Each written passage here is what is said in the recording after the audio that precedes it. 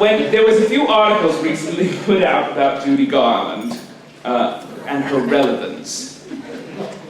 And I, being the kind of top-notch homosexual I am, was asked to reply to the letter, and I'd like to read my response to you now.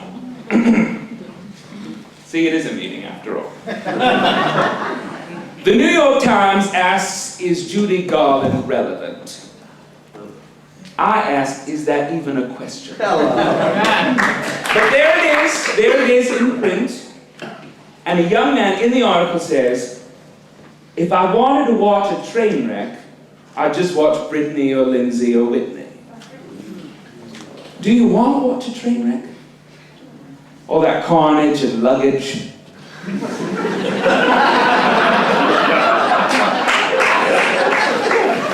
Strewn about the place, and the death and the misery, and that one annoying lady crying because you can't find her fur coat. Do you want to watch that? And train wrecks are quick. A little lapse in judgment and then off the tracks. Boom, disaster, death, seconds, really at the worst, maybe a minute. If it's tragedy we're after, why not burning at the stake again? That took all day. Ask the faggots, they remember. I've always been a fan of Judy Garland. I have never been a fan of her death. It makes me sad. In fact, that's the saddest part. And it never makes me like her more that she died so young. Because every time, have you ever been on a bathroom floor? I have. It's so cold for a minute. That tile just against your cheek. And you're thinking you could stay there forever. And then you do. That's how Judy Garland died. Alone in the early morning. She fell on the floor of her bathroom. Maybe she yelled for help. A lapse of judgment. Too many uppers to go with the downs, and it was over. She was dead at 47 years old. I like to think about that. When I think of Judy, I think of her laugh. She was funny. People don't remember that. Her hands flying up in the air when she sings something filled with longing and joy all at the same time. The two mingled into one note, a way no one else can do it. On another comeback tour. She's still magic. She's still warm. She's still broken, just like us. And in seeing each other, we recognize and forgive each other. We know how life is filled with pain and loss, and nobody gets the guy in the end, but maybe you will. Maybe. When I think of Judy Garland, I think of hope. It's corny and unironic, a technicolor dream, and maybe it's not real. Over the rainbow may never exist, and it may all have been a dream, but you were there, and you, and you. And seeing life like that, seeing the colors, you begin to understand your own vibrancy. When I think of Judy Garland, I think of hope.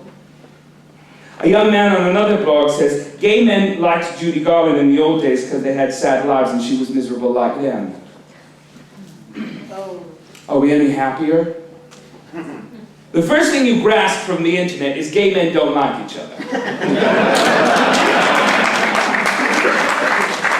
Go to any gentleman's website.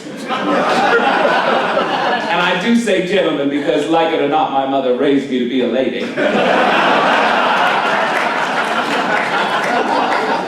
She regrets it just as much. But go on your Manhunt or your Adam for Adam and the like, and you'll see a list of no's. No fats, no femmes, no one over 6 feet, no one under 6 feet, no one over 30, no bareback, no attitude, no picture, no response. Grindr can locate us, but who the hell knows where we are? The young hate the old because they think they know everything, and the old hate the young because they think they know everything. And everyone wants to get married, but no one can seem to commit. And every man is an island, and not even Fire Island. Because, like it or not, everybody can go there. Is this a community? Is this a family? Maybe it is exactly that, a family. We're just stuck in a box with people. Is it obligation or guilt? Will we never go home for Christmas or ignore the call the first time because we just can't deal? I don't understand. My mind cannot grasp the slow, dismissive hatred. Lady Gaga tells me I shouldn't be a drag, I should be a queen. And I have to ask, how the hell does she know it? I have a bit of a problem with authority. Is she an authority? She wears a lot of medals, so I get confused.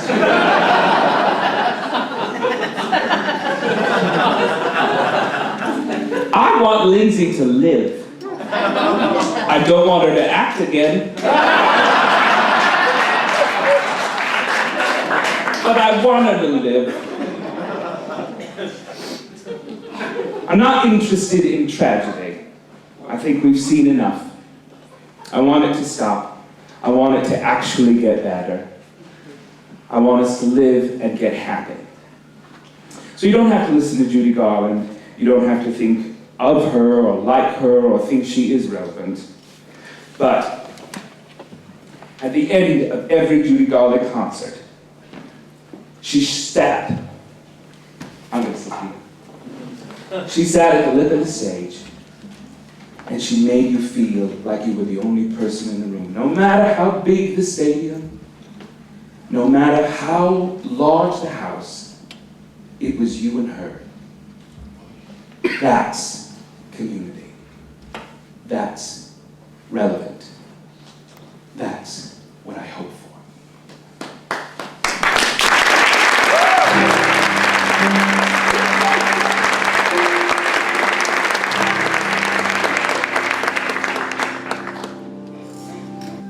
How wonderful that I'm beholding a never, never land unfolding,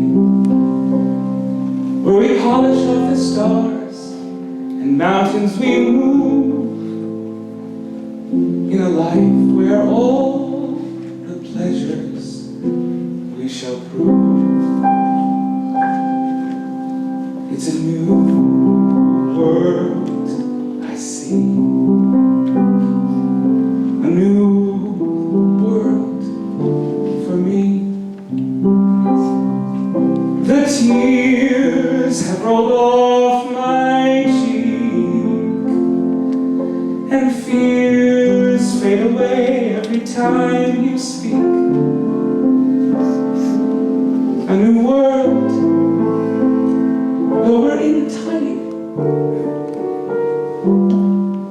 What a vision of joy and blossom and bloom. A newfound promise, one that will last. So I'm holding on, and I'm holding fast. You brought a new world to me,